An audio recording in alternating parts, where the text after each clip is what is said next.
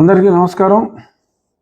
ఈరోజు ఉదయం సుమారు 9 గంటల ప్రాంతంలో ఒక శుభవార్త వినటం జరిగింది టీవీ ద్వారా.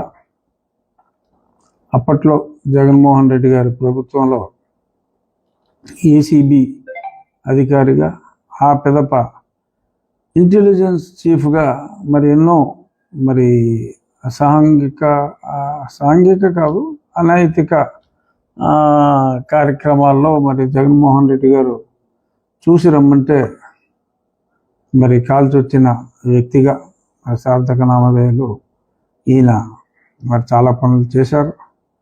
అందులో ఒకటి ముందుగా నాది, ఆ తర్వాత కొన్ని సంవత్సరాల తర్వాత జైత్వాని యాక్ట్రెస్, హిందీ యాక్ట్రెస్.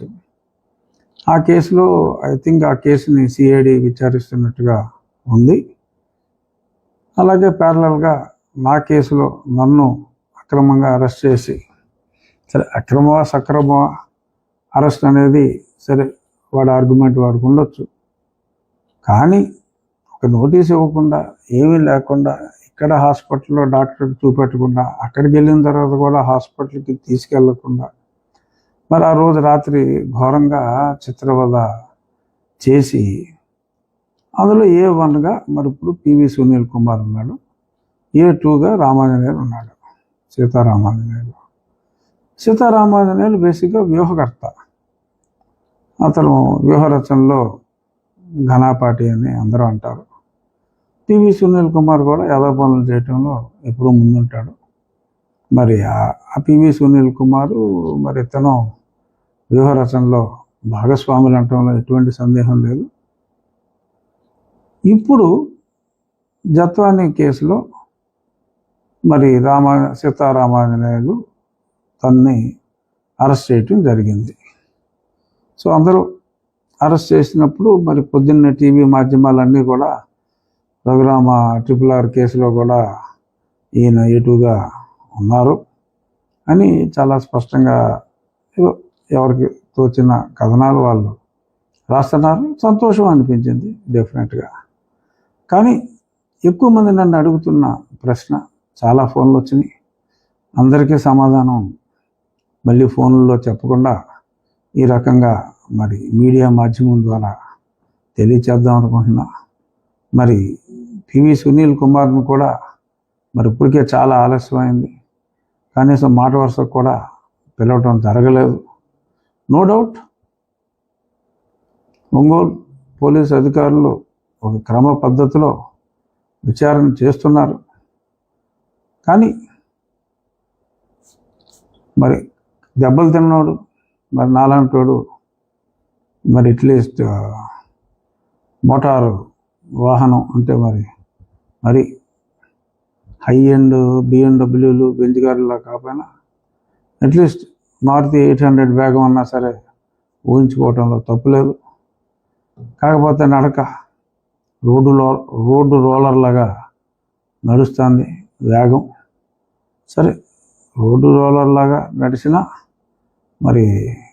అది వేగం తక్కువైనా దాని బరువు గట్టిగా ఉంటుంది. ఒకసారి తొక్కిందంటే చాలా గట్టిగా తొక్కుతుంది అని పాజిటివ్గా తీసుకునే వ్యక్తిని నేను.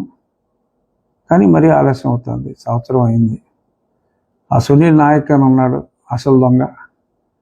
అతడు సరే అప్పుడు బీహార్ పోయాడు కదా, సరే వీళ్ళు దొరుకుతారు, వీళ్ళే చెప్తారని అనుకున్నాం. ఇప్పుడు ఆ సునీల్ నాయక్కి నోటీస్ ఇస్తే, ఎందుకంటే అప్పుడు స్పాట్లో ఆ పక్కగదిలో ఉన్నాడు, చాలామంది స్టేట్మెంట్స్ ఇచ్చారు. ఈ సునీల్ నాయక్ అన్నవాడికి చెప్తే వాడు వినలేదు, పొరాను వాతలు పో అని చెప్పి పంపించాడు. సాలిడ్గా అతడు కంప్లైంట్, నా మీద సువోమోటో కంప్లైంట్ ఇచ్చింది ఆ సునీల్ నాయక్. ఆ సంతకం పెట్టింది ఆడు. ఆ రోజు జైల్లో తిరుగుతున్నాడు, ఈ జైలు నుంచి ఆ జైలుకి బోరు కట్టాడు. అనిల్ నాకు సాక్షి సంతకం పెట్టాడు. దీన్ని బట్టి అర్థమైపోయింది మీ క్వాలిటీ ఆఫ్ ద కేసు, వీళ్ళకి ఈ సాక్షి వాడికి ఎటువంటి సాక్ష్యాలు దొరుకుతారో అనేది ఆ బోరగడ్డ అనిల్ కుమార్ని చూస్తేనే సమాజానికి అర్థమవుతుంది వీళ్ళు ఎంత గొప్ప వాళ్ళు. ఆ సునీల్ నాయక్ అన్నవాడికి ఎక్స్టెన్షన్ ఇస్తా అన్నారు, ఏమన్నారు వీళ్ళు చెప్పిన ఏదో పనులన్నీ అటు చేసాడు. వాడు రానంటున్నాడు ఇప్పుడు బీహార్ నుంచి. ఎందుకంటే నేను వారు రానంటున్నారు ఈ తొక్కలో డైలాగులు ఇంకా అనవసరం అనుకున్నాను. ఎందుకంటే మరంతా గట్టిగా బిహేవ్ చేస్తున్నారు. రానంటున్నాడు అక్కడి నుంచి. నేను రావక్కర్లేదు, కావాలంటే మీరే రండి అంటున్నా అంట. మరి వీళ్ళు వెళ్ళాలి. అక్కడికి వెళ్ళిన తర్వాత క్రిస్టల్ క్లియర్. మరి ఎలా అయితే ఈ ఆఫీసర్ని సీతారామాంజనేయులు IPS మరి ఎలా అయితే అరెస్ట్ చేశారో మరి అదే బాటలో ఇప్పుడు వేగం పుంజుకుంది. సో వేగం పుంజుకుంది కాబట్టి ఇదే వేగంతో మరి మా కేసు కూడా, ఎందుకంటే నేను బాధితుడిని, నన్ను చెతక్కొట్టారు, నా పరిస్థితి అందరూ కళ్ళారా చూశారు. ఎందరో నాయకులు ఎన్నో సమావేశాల్లో చెప్పారు. మిలిటరీ హాస్పిటల్ రిపోర్ట్లు ఉన్నాయి. అయినప్పటికీ మరి ఇంకా చేశారు. ముగ్గురిని ఇద్దరిని అరెస్ట్ చేశారు. సరే వాళ్ళు బయటికి వెళ్ళిపోయారు. 90 రోజుల దగ్గర పోయింది. సరే ఈవిడేమో దొరకలేదు. ఒక మహిళ అయినా సరే మరి ఆవిడ బలే తప్పించుకుంది. సుప్రీంకోర్టులో టెంపరీగా ప్రొటెక్షన్ దొరికింది. రేపు 24వ తారీఖు అంటే ఎల్లుండు మళ్ళీ విచారణకు వస్తుంది. మరి విచారణలో మరి ప్రొటెక్షన్ వస్తే ఆవిడకి మెమరీ రాదు. ప్రొటెక్షన్ ఒకరోజు ఆపినా మరి ఆవిడకి తప్పకుండా అన్నీ గుర్తొచ్చేస్తాయి. అందులో ఎటువంటి సందేహం లేదు.